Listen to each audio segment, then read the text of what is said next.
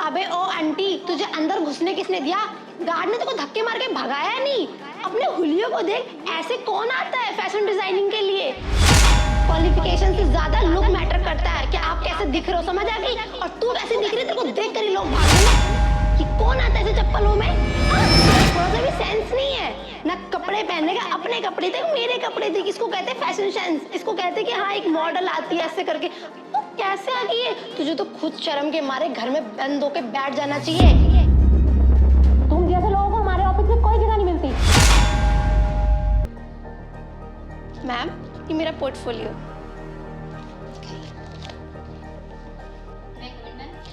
Yes come इन। अबे ओ aunty, तुझे अंदर घुसने किसने दिया? गार्ड ने तुझको धक्के मार के भगाया नहीं? अपने हुलियों को देख, ऐसे कौन आता है फैशन डिजाइनिंग के लिए? वाओ, तुम्हारा पोर्टफोलियो तो बहुत सुंदर है और तुम्हारा लुक भी बहुत अच्छा है। एक्चुअली हमारे ऑफिस को तुम्हारे ही जैसी कैंडिडेट चाहिए। एक सेकंड, मैं उनकी फाइल देख रही हूँ ना। अबे ओ आंटी, तुझे अंदर घुसने किसने दिया? गार्ड ने तुझको धक्के मार के भगाया नहीं? अपने हुलियों को देख, ऐसे कौन आता है फैशन डिजाइनिंग के लिए? तेरी शक्ल देख के ना लोग वैसे डर के भाग जाएंगे आंटी कि कौन आता है ऐसे चप्पलों में। हाँ, तुमको थोड़ा सा भी सेंस नहीं है ना, कपड़े पहनने का। अपने कपड़े थे, मेरे कपड़े थे, किसको कहते हैं फैशन सेंस? इसको कहते हैं कि हाँ एक मॉडल आती है ऐसे करके। तो कैसे आ गई है? तुझे तो खुद शर्म के मारे घर में बंद होके बैठ जाना चाहिए। मैम, फैशन डिजाइनिंग के लिए क्रिएटिविटी की नीड होती है, ना कि कपड़ों की। क्वालिफिकेशन से ज्यादा लुक मैटर करता है कि आप कैसे दिख रहे हो, समझ आ गई? और तू कैसे दिख रही है, तेरे को देख कर ही लोग भाग जाएंगे, सारे क्लाइंट दूर भाग जाएंगे। कुछ भी काम नहीं मिलने वाला, कंपनी डूब जाएगी तू अगर इस कंपनी में घुस गई तो।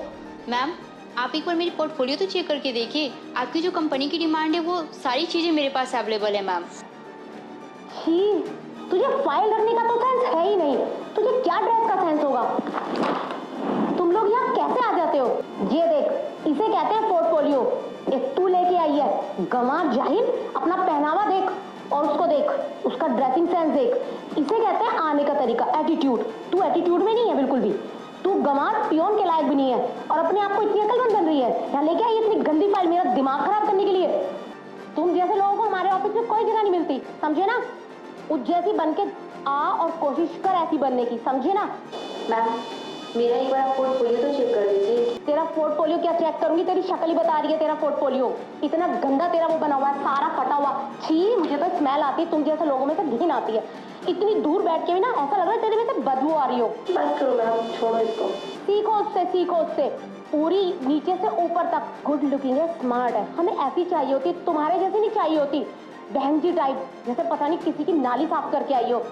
बदबू यार ये तेरे में तो सच्ची। गवार को क्या पता होगा मैम, इससे तो अच्छी मेरी घर की नौकरानी है। सड़क पर चलते हुए इन लोगों को शर्म नहीं आती कि चल कैसे रहे, लोग कैसे देख रहे हैं, यूं ऐसे करके बदबू आती है।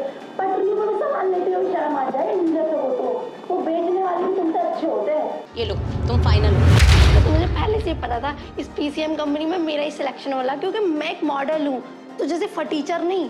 पता नहीं कैसे उठकर आ गई है। अरे जा, अब तो धक्के मार के यहाँ से सिक्योरिटी गार्ड से भगाएंगे क्या? अभी तक उठ के ही नहीं गई है। तू गई नहीं अभी यहाँ से? मैंने तुझे बोला था ना, एक जैसे लोग यहाँ पे फाइनल होते, तेरे जैसे नहीं होते। बहन जी कहेगी। गौतम मिस संगीता, तब से देखी जा रही है, बोली जा रही हैं। आप कहाँ काम करती हैं? पीसीएम का फुल फॉर्म क्या है? और आप क्या कह रही थी? फायदा ही नहीं है। आपका तो ड्रीम है पीसीएम में जॉब करना। ऐसे को जॉब नहीं मिलता है। क्या फुल फॉर्म पीसीएम का दोनों को पता है? आपको तो पता होगा मिस संगीता, पीसीएम का फुल फॉर्म पता है तुम्हें? प्रीति कास्टिंग मैनेजमेंट। और तुमने मेरा तो रिज्यूम तक चेक नहीं किया। तुम्हारी हिम्मत कैसे हुई इस तरह से डिस्क्वालीफाई करने का?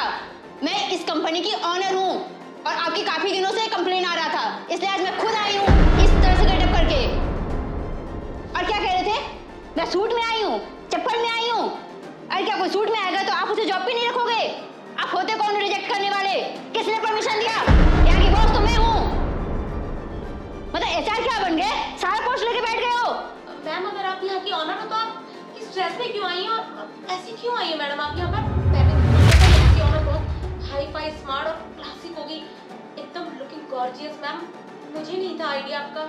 मिस संगीता, ये कंपनी मैंने ऐसे बिल्ड नहीं की हूँ। रात दिन एक करके मैंने मेहनत की, 24 घंटा मैंने काम किए, लेकिन तुम लोग क्या ही समझोगे? इसलिए स्टाफ और स्टाफ बन के पूरी जिंदगी रहोगे।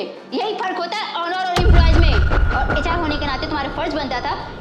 पोर्टफोलियो देखकर जॉब दो, ना कि मेरे कपड़े देख के, ना मेरी शक्ल देख के। ये कोई राइट नहीं बनता आपका।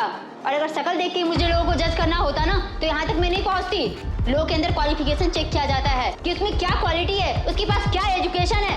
तुम जैसे लोग की वजह से हमारा भारत पिछड़ा होता जा रहा है। और इस ड्रेस में प्रॉब्लम क्या है? ये तो हमारी भारत की ट्रेडिशन है, संस्कृति है, सभ्यता है। जब विदेश के लोगों को प्रॉब्लम नहीं है इस ड्रेस को पहनने में, तो आप जैसे लोगों को प्रॉब्लम क्या है? रहते हो भारत में, कमाते हो भारत में, खाते हो भारत में, और गुणगान कहीं और की गाते हो। तुमने तो एक बार मेरा पोर्टफोलियो तक चेक नहीं किया। तुम जैसे लोगों की वजह से ना लोगों का हौसला टूटता है, लोग इस ट्रेड में नहीं आ पाते हैं। तुम्हें पता है मैंने कितने लोगों को हायर किया है? लोगों की पोर्टफोलियो देख के, ना कि उनकी ड्रेस देख के, उनके शक्ल देख के।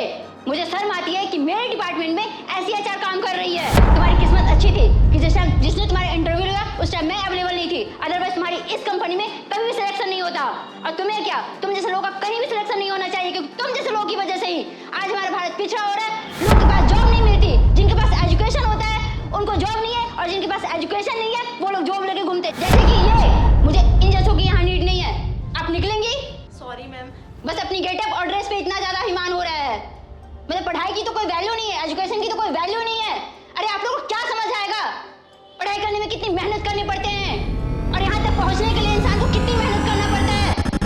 रात दिन लोग एक करके पढ़ाई करते हैं, न जाने कितनी एक्सपीरियंस के लिए रात दिन जॉब करते हैं, तब जाके इस मुकाम को मिलता है। सॉरी मैम, इस कंट्री में सब लोग हुलिया देखकर ही जज करते हैं एक दूसरे को। जिसने जैसे अच्छे कपड़े पहने होंगे तो लोग उससे अच्छे से बात करते हैं। कंट्री नहीं हो रहा है, आप लोगों की थिंक हो रही है, और इसी वजह से हमारा भारत पिछड़ा होता जा रहा है।